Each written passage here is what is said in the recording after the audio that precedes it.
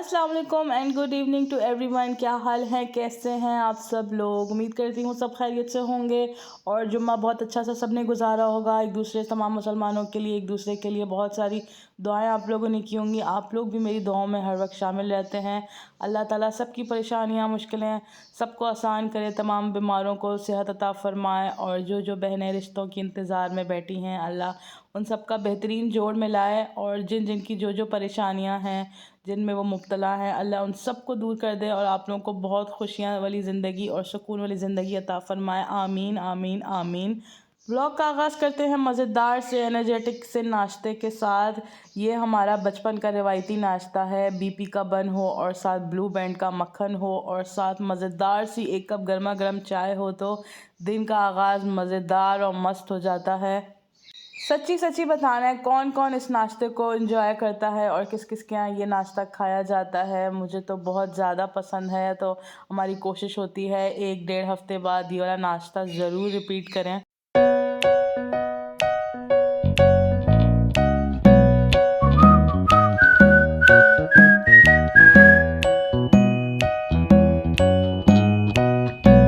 नाश्ते वगैरह से फ़ारिग होके, खैर से आज जुम्मा था तो सुबह से ही हमने जुम्मे की तैयारी शुरू कर देनी होती है। बच्चे स्कूल चले गए थे, बच्चों से फ्री हो गए थे। मुस्तफ़ा के स्कूल में आज एक्टिविटी डे था तो वो भी आज जल्दी आ जाएगा। तो मैंने कहा कुछ अपने रिचुअल्स कर लें, सूरह कहफ पढ़नी है, जल्दी से आज शावर ले लिया जाए। जल्दी से नमाज़ वगैरह से फ़ारिग होकर बच्चों को फिर खाना वगैरह देंगे। और आज खाने में मैं बनाने जा रही हूँ कीमे की टिक्कियाँ। उसकी रेसिपी के लिए आप थोड़ी देर मेरी व्लॉग में साथ बंदे रहिएगा, शुरू से आखिर तक व्लॉग ज़रूर देखिएगा जिसको भी कीमे की टिक्कियों की रेसिपी चाहिए। एक मेरी बहुत अच्छी सी सब्सक्राइबर हैं लुबना, उन्होंने मुझसे इसकी रेसिपी मांगी थी कि कच्चे कीमे की टिक्कियाँ आप कैसे बनाती हैं, आपकी बहुत ज़्यादा मज़ेदार होती हैं और टूटती नहीं हैं। तो बिल्कुल इस रेसिपी के लिए आपको मेरे साथ रहना होगा। वैसे तो हर घर में बनती हैं, कोई ख़ास बात नहीं है, लेकिन मेरी रेसिपी थोड़ी सी स्पेशल है और बहुत मज़ेदार किस्म की बनती है।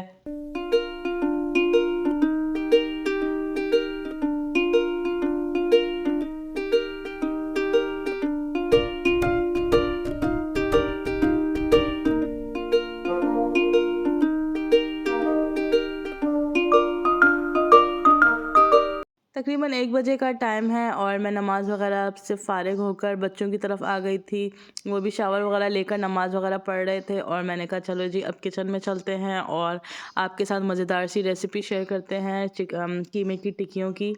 तमाम मेरे नए देखने वालों से मेरी स्पेशल गुजारिश है, इट्स रिक्वेस्ट कि आप लोग मेरे चैनल को सब्सक्राइब कर दें, वीडियोस को लाइक कर दें और दिल चाहे तो कमेंट कर दें। कमेंट का कोई ज़रूरी नहीं है, लेकिन ज़रूर चैनल को सब्सक्राइब किया करें। वीडियो देखे के साथ आप लोग देखकर आगे चले जाते हैं और चैनल को सब्सक्राइब नहीं करते, बहुत दिल को अफसोस होता है, तो ऐसा ना किया करें।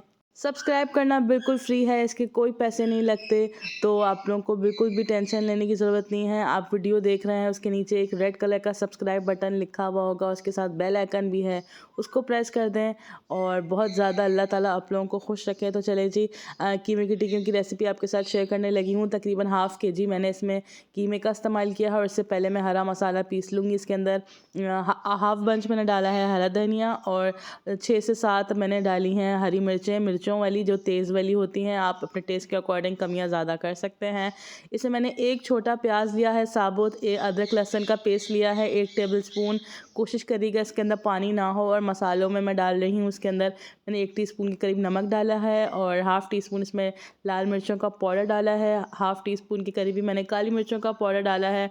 बस ये 3 मसाले ही इसके अंदर जाएंगे। बहुत क्विक सी आसान सी रेसिपी है, कम मसाले डलेंगे इसके अंदर और इसका टेस्ट अंदर से ख़ुद से निकल कर आएगा।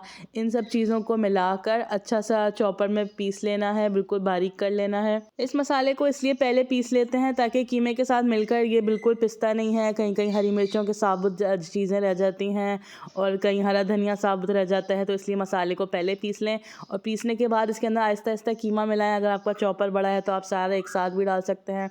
मेरे चॉपर का बाउल छोटा है तो इसलिए मैं थोड़ा थोड़ा करके एक साथ डालती हूँ। तमाम कीमा को मैंने पीस लिया है थोड़ा थोड़ा डालकर, और कीमा वैसे ही मशीनी था, 2 दफ़ा मैंने मशीन से गुजारा हुआ था, लेकिन 1-2 दफ़ा और चॉपर में चलाते हैं तो बिल्कुल बारीक हो जाता है और बहुत अच्छी सी इसकी टिक्कियाँ बनती हैं। ये आप देख सकते हैं कीमा बहुत ज़्यादा बारीक हो गया है और बहुत अच्छा हो गया है, बिल्कुल परफेक्ट है। और अब इस मसाले के साथ कीमे को अच्छी तरीके से गूँध लेंगे ताकि ये जो हरा मसाला है और सारे जो इसके टेस्ट हैं अच्छी तरीके से कीमे के अंदर अब्जॉर्ब हो जाएं। बस ये तो कीमा हमारा बनकर बिल्कुल रेडी है, और इसको नॉर्मल कबाब से ज़रा ज़्यादा मिक्सचर लेना है। आप मेरी हथेली में देख सकते हैं इसका थोड़ा सा वेट भी ज़्यादा है, और क्योंकि ये बड़े गोश्त की टिक्कियाँ बना रहे हैं तो ये पक के बिल्कुल श्रिंक हो जाती हैं, तो इसलिए कोशिश करिएगा इसमें थोड़ा सा नॉर्मल कबाब से कीमा ज़रा ज़्यादा लिएगा, और ये पक के वैसे ही साइज़ छोटा हो जाएगा। अगर आपको सॉफ्ट और जूसी कबाब चाहिए तो इसलिए आपको बड़ा साइज़ रखना होगा, वरना जो बिल्कुल बारीक छोटी छोटी सी अगर टिक्कियाँ बनाते हैं तो वो पक्का बिल्कुल रबड़ जैसी हो जाती हैं और हार्ड हो जाती हैं, तो वो खाने में बिल्कुल भी अच्छी नहीं लगती। लेकिन जैसी फैमिली में जिस तरीके से खाया जाए आप वैसे कर लिएगा। मेरे आधा किलो कीमे के अंदर तकरीबन 7 से 8 कबाब बनाए थे।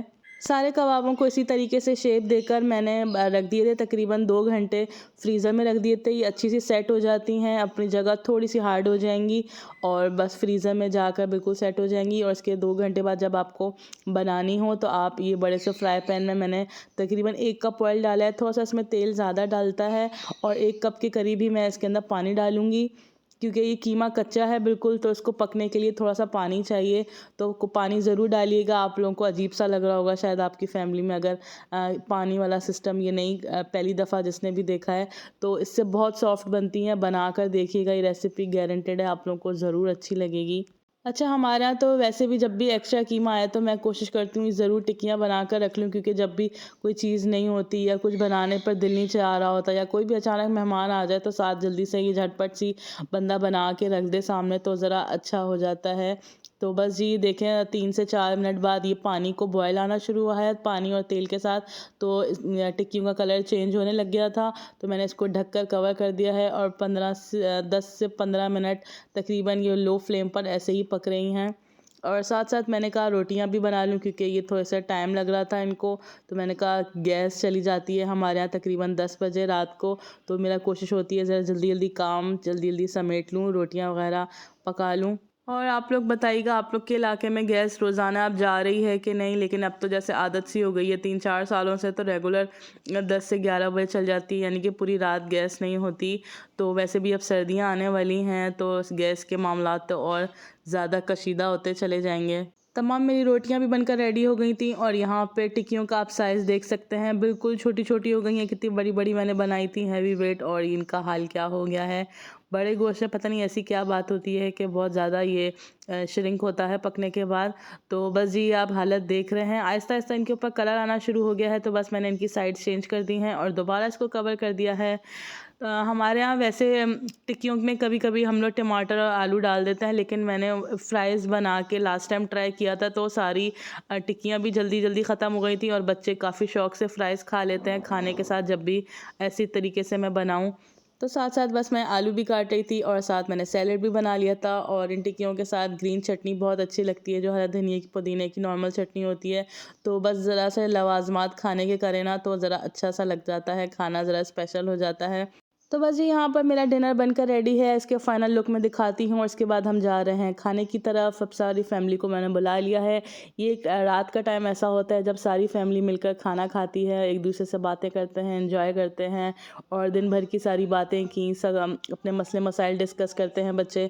तो कोशिश किया करेंगे फैमिली टाइम एक टाइम तो ज़रूर होना चाहिए जब सब लोग मिलकर बैठकर मज़े से एक दूसरे के साथ खाना एंजॉय करें। और जी साथ मेरे फ्राइज़ भी गर्मा गर्म तैयार हो गए हैं।